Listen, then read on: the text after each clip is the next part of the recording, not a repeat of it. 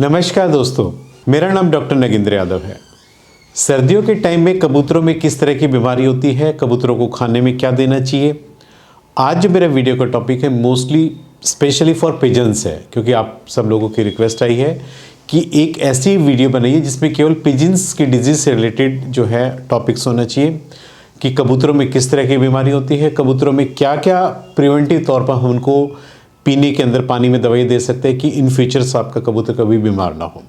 देखिए, कबूतरों का घर जो होता है, सबसे पहली बात आती है कबूतरों का जो आपने उसका जो घर बनाया है उसमें वेंटिलेशन बहुत ज़्यादा ज़रूरत है।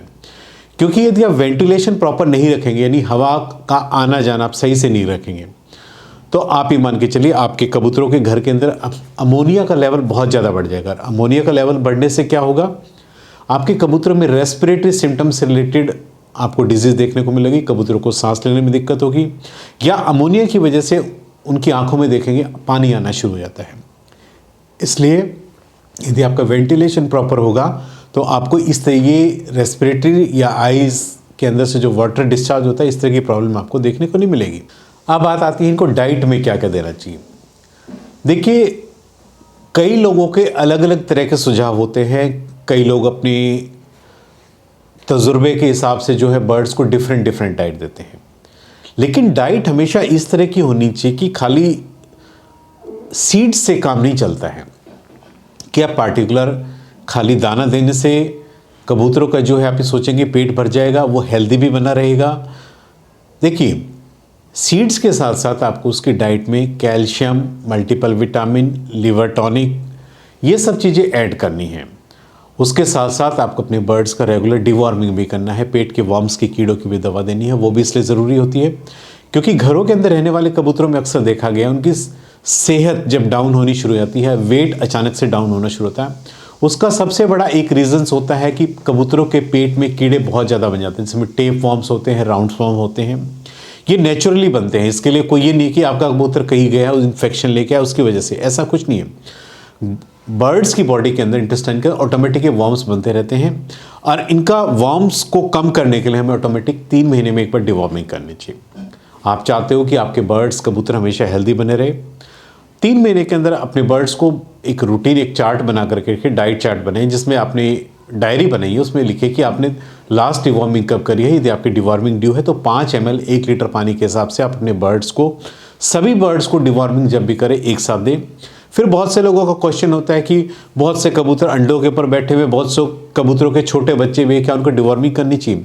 जी हाँ, डिवॉर्मिंग करने से कोई साइड इफेक्ट नहीं है, चाहे आपके कबूतर अंडे पे बैठे हैं या छोटे बच्चों को, उसका कोई साइड इफेक्ट नहीं होता। इसलिए अपने जब भी करें एक रूटीन में सभी बर्ड्स का एक साथ करें। अब बात आती है दाने में क्या क्या देना चाहिए। देखिए, दाने में हम अक्सर क्या क्या दे सकते हैं। दाने में थोड़ा सा मौसम के हिसाब से हमें थोड़ा चेंज करते रहना चाहिए। सर्दियों में हमें वो चीज़ देनी चाहिए जो ज़्यादा गर्म हो। सर्दियों में हम अक्सर वो चीज़ देते हैं जो ज़्यादा गर्म होती है। अक्सर देखा होगा कि बाजरा जो है सबसे गर्म होता है, तो आपको कोशिश करनी चाहिए कि सर्दियों में बाजरे की क्वांटिटी थोड़ा ज़्यादा रखना चाहिए। इसके अलावा जैसे मक्का हो गया, काला चना हो गया, सरसों हो गई, गेहूँ हो गया, ये सब चीज़ें भी जो है आपको अपने कबूतरों की डाइट में आपको ऐड करके देनी चाहिए। क्योंकि जितना मिक्सचर यानी कॉम्बिनेशन ऑफ सीड्स आप रखेंगे उतना ही बर्ड्स जो है हेल्दी रहता है।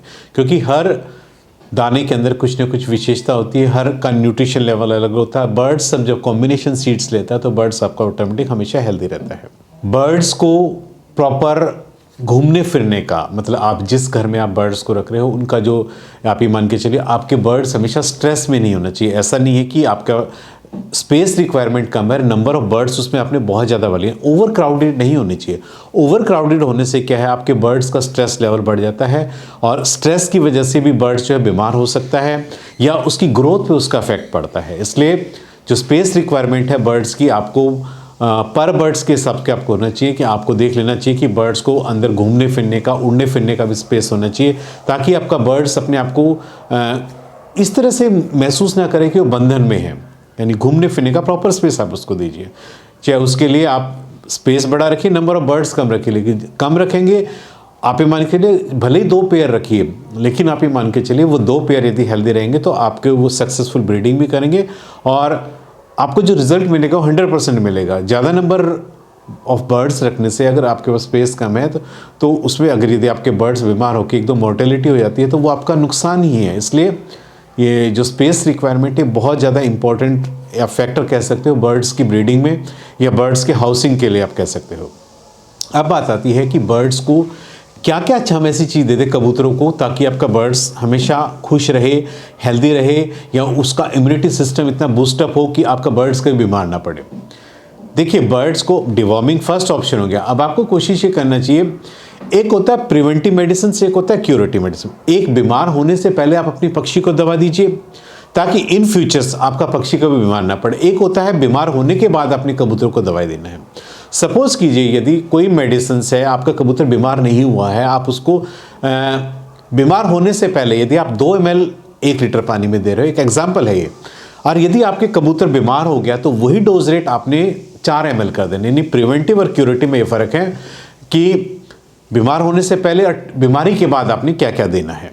तो इसलिए डोज रेट का ही फ़र्क है। बाकी आप कोशिश ये करते रहिए, यदि स्मॉल डोज में आप अपने बर्ड्स को 1 हफ्ता आप एंटीबायोटिक देंगे। एंटीबायोटिक्स बर्ड्स का क्या है, एक तो हल्का फुल्का कई बार एनवायरनमेंट में स्ट्रेस में आता रहता है या वेदर्स में चेंजेस होते हैं, तो बर्ड्स को यदि रेगुलर एंटीबायोटिक्स थोड़ा मिलती रहेंगी हफ्ते में 1 बार, तो ऑटोमेटिक किसी भी इन्फेक्शन से फाइट करने के लिए उसके अगेंस्ट इम्यूनिटी बनी रहेगी।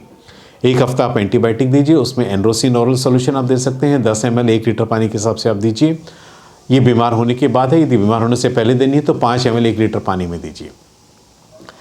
इसके साथ साथ आप अपने बर्ड्स को 7 डेज तक आप कैल्शियम भी दे सकते हैं। कैल्शियम का क्या रोल है, पक्षियों की हड्डियों को मजबूत रखता है। ब्रीडिंग पेयर यदि आपके यहाँ है, आपको पता है कि बर्ड्स की बॉडी में एग का फॉर्मेशन होता है, उसकी बॉडी को कैल्शियम की रिक्वायरमेंट ज़्यादा होती है, क्योंकि बर्ड्स शरीर में जितना कैल्शियम डिपॉजिट है उस कैल्शियम को खींच करके ही एग का फॉर्मेशन करता है।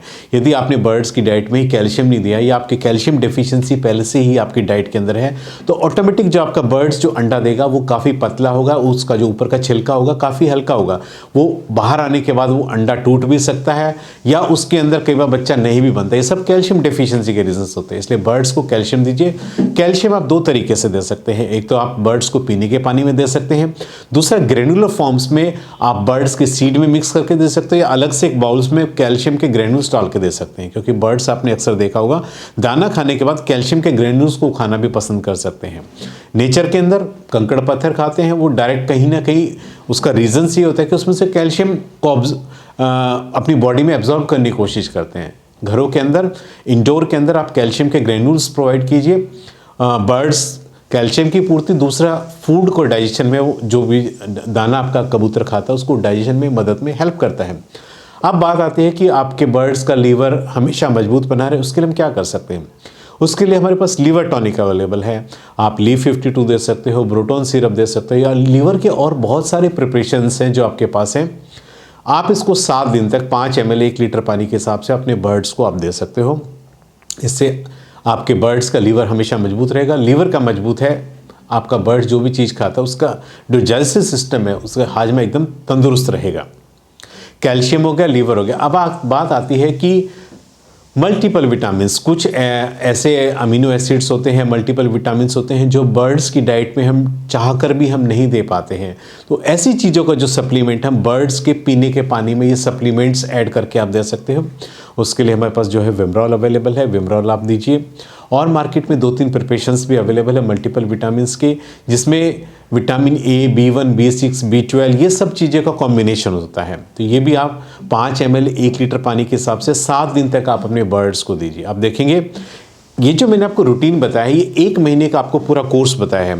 यानी पहले 3 दिन डिवॉर्मिंग, फिर 7 डेज़ का आप ये कोर्स कीजिए तो ऑटोमेटिक आपके 31 डेज़ का कोर्स हो जाएगा। जब भी 31 डेज़ आपके कंप्लीट हो जाए उसके बाद आपने डिवॉर्मिंग तो 3 महीने के बाद आपने रिपीट करनी है, लेकिन यही मेडिसिन आपने अगले महीने भी सेम शेड्यूल के हिसाब से आपने इसको रिपीट करनी है। आप इससे देखेंगे आपका बर्ड्स कभी भी फ्यूचर में बीमार नहीं होगा यदि ये कोर्स आप रेगुलर अपने बर्ड्स को देते रहेंगे। कभी भी किसी का बर्ड्स अपने बर्ड्स में ऐड ना करें। ऐड यदि आपने करना ही है तो उस बर्ड्स को ला करके पहले अलग 15 दिन रख करके या 1 महीना अलग से सेपरेट करके उसको अलग से पहले मेडिसिन का ये पूरा एक कोर्स कीजिए, फिर अपने बर्ड्स में मिक्सअप करने की कोशिश कीजिए। डायरेक्ट ला करके बर्ड्स को कभी भी अपने बर्ड्स में मिक्सअप मत कीजिए। बाहर का बर्ड्स ही हमेशा इन्फेक्शन लेकर के आता है और आपके बर्ड्स को हमेशा बीमार करता है। ये क्वारंटाइन जो होता है बर्ड्स के लिए इसलिए बनाया गया है कि कोई भी इन्फेक्शन आपके फ्लॉक के अंदर ट्रांसमिट ना हो सके। तो इस क्वारंटाइन को रूल्स को फॉलोअप कीजिए। कोई भी नया बर्ड्स पुराने बर्ड्स में एडमिट कीजिए, क्योंकि कबूतरों के अक्सर बीमार होने का रीज़न, सबसे बड़ा रीज़न ये होता है कि आप कोई भी बर्ड्स या कोई कबूतर बाहर से लेकर के ला करके सीधा अपने बर्ड्स में मिक्स कर देते हो। 3-4 दिन के अंदर देखेंगे आपके थोड़े थोड़े करके सारे पक्षी बीमार होने शुरू हो जाते हैं। आपको लगता है कि ऐसा क्यों हो गया, आप ये सोच नहीं पाते कि इन्फेक्शन का सोर्स तो आप खुद ही लेकर के आ रहे हैं अपने घर में। जो बाहर से पक्षी लाए वो बीमार था, आते ही उसने अपने सभी बर्ड्स को बीमार कर दिया है। इसलिए कोई भी नया बर्ड्स अपने बर्ड्स में कभी भी कबूतर ऐड ना करे।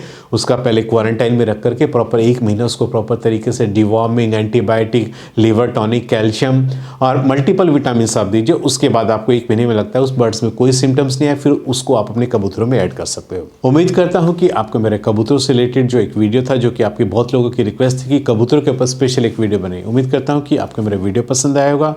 इसके अलावा भी यदि आपको कोई प्रॉब्लम है तो मेरा व्हाट्सएप नंबर आप सब लोगों के पास है 9811061861। ये व्हाट्सएप नंबर पे आप अपने बर्ड्स के यदि कोई बीमार है उसका फोटोग्राफ करके, उसका वीडियो क्लिप बना करके व्हाट्सएप नंबर पे सेंड करके आप मुझसे ऑनलाइन कंसल्टेशन सर्विसेज आप ले सकते हैं। आप सभी का बहुत बहुत धन्यवाद। Thank you very much.